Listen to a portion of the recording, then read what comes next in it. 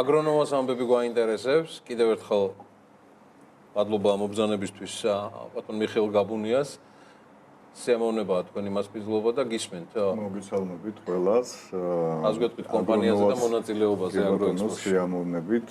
კომპანია აგრონოვა არსებობს 2003 წლიდან და ძირითადი რაც ერთი სიტყვით მინდა რომ ხაზი გაუსვარი, ყოველთვის ორიენტირებულია ინოვაციების აღმოჩენაზე და დანერგვაზე სოფლის მეურნეობის დარგში. ბოლო 22 უკვე აი 23 წლის განმავლობაში და რატომ არის ეს მნიშვნელოვანი? აი ერთ სიტყვით მინდა რომ აგრეთვე გითხრათ ჩვენი ხედვის შესახებ, ანუ ჩვენ ქართულ ფერმერს აღვიქვავთ როგორც ბიზნესს.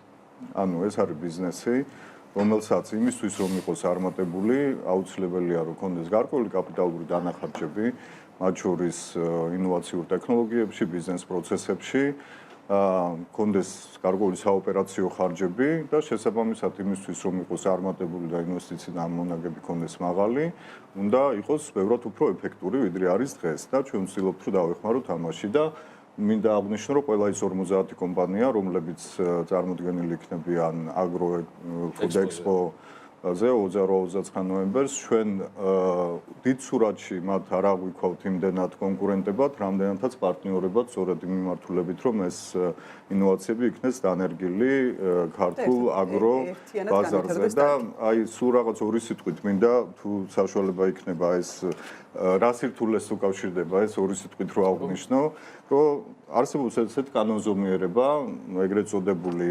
ინოვაციის დიფუზიის კანონი და ეხლა ეს როგორ უკავშირდება ამ ყველაფერს, ანუ ერთი რომ ნებისმიერი ინოვაცია გადის აი ამ რუც და ძალიან რთული გზა არის და ხშირ შემთხვევაში წლები გრძელდება ეს და ერთ სიტყვით ჩვენ წარმოგვიდგენია რომ ის 50 კომპანია აგრონოვა და სხვა აქ წარმოდგენილი და სხვა მრავალი ვართ პარტნიორები ამ საქმეში, ვართ ინოვატორები, ძალიან დიდი შრომა არის იმ ინოვაციების აღმოჩენა, არა მხოლოდ აღმოჩენა, არამედ გაანალიზება თუ რომელი უფრო რელევანტურია ქართული ბაზრისთვის ამ მომენტში და შემდეგ ამის წარდგენა ქართულ ბაზარზე, ხო?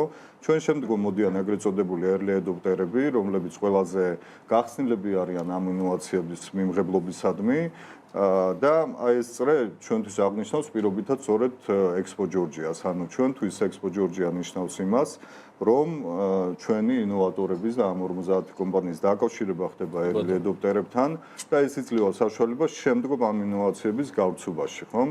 ანუ ძირითადი მიზანი არის, რომ აი ეს შუა ძირითადი მასა, ეგრეთ წოდებული ადრეული და გვიანი უმრავლესობა დავაინტერესოთ ამ ინოვაციებით და ბოლოს მოდის 16%, ეს სადღაც 68% და ბოლო 16% ეგრეთ წოდებული ლეგარდები, რომლებიც ყველაზე გვიან იღებენ ან საერთოდ არ იღებენ ამ ინოვაციებს.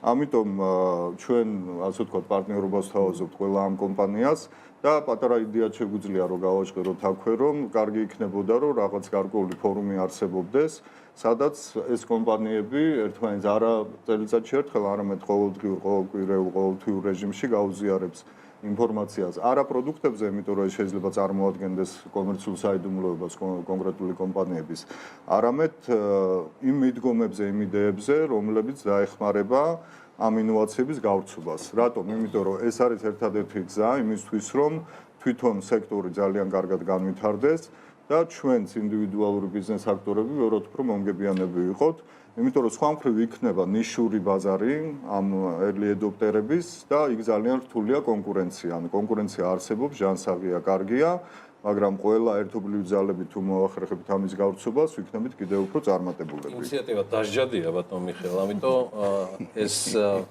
კონფერენცია და ფორუმი, რომელიც აბსოლუტურად გეთანხმებით, ძალიან მნიშვნელოვანია, რომ ტარდებოდეს წლის განმავლობაში და მე გეტყვით რამდენჯერმე. მაგრამ აგრონომი ითაოს ჩვენ გვერდში ვართ და მზადა ვართ. კი ბატონო, ჩვენ Expo Georgia-ს BMG-ს აბსოლუტურად ინოვატორების გუნდის და ჯგუფის წევრად აღიქვავთ და აი პატარა ინფორმაცია შემიძლია გავაჟღერო, მაგალითისთვის აგრონოვა გეგმავს ერთ-ერთი ინოვაციის დანერგვას პირველად აღმოსავლეთ საქართველოში ვაპირებთ ჩვენ თავად, მიუხედავად იმისა, რომ გარკვეული სერვისები გვაქვს და პროდუქტები აგროაქტორებისთვის, ჩვენ თავად ვაპირებთ პირველად აღმოსავლეთ საქართველოში 6 ჰექტარზე მოცვის პროექტის განხორციელებას, მოცვის მოყვანის პროექტის. რითი იქნება განსხვავებული? და რითი იქნება უნიკალური და განსხვავებული არის ის, რომ ეს იძლევა შესაძლებლობას, რომ იმ კლიმატურ პირობებში მოცვის მოსავალი მიღებული იქნას ისეთ პერიოდში, როცა ბევრი წამყვანი ექსპორტიორი ქვეყანაში და დასავლეთ საქართველოს გავიყვანოთ მაგ ნაწილში უკვე მოლეულია მოსავალი და გარკვეულ ქვეყნებში ჯერ კიდევ არ არის მოსავალი. შესაბამისად ფასი და ამონაგები ინვესტიციიდან ანუ როი იქნება ბევრად უფრო მაღალი. ეს ბევრ ბიზნეს რისკებსაც უკავშირდება, მინდა გითხრათ და ჩვენი მეგობარი ორგანიზაციები, მათ შორის მოცვის მწარმოებელთა ასოციაცია, ბანკები, ამ ენერგების გამომყვანი კომპანიები, მაგალითად ფოლკრიტი გვეუბნებიან, რომ იცით რა, ჩვენც ვტესტავთ და დაგველოდეთ და ჩვენ გაგიზიარებთ, მაგრამ ჩვენ როგორც ინოვატორები ამას თავიდან ვიღებთ ბიზნეს რისკებს ჩვენს თავზე.